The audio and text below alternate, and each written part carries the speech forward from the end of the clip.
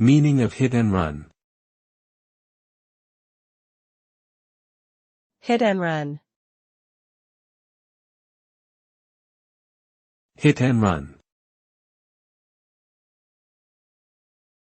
Hit and run. Hit and run. Hit and run refers to a type of motor vehicle accident where the driver involved in the collision flees the scene without stopping to exchange information or offer assistance. This is a serious offense and is considered a crime in most jurisdictions.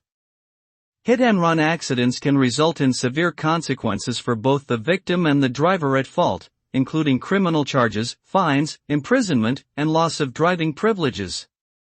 Additionally, hit-and-run accidents can cause physical injuries, property damage, emotional trauma, and even fatalities, leading to long-lasting effects on the victims and their families.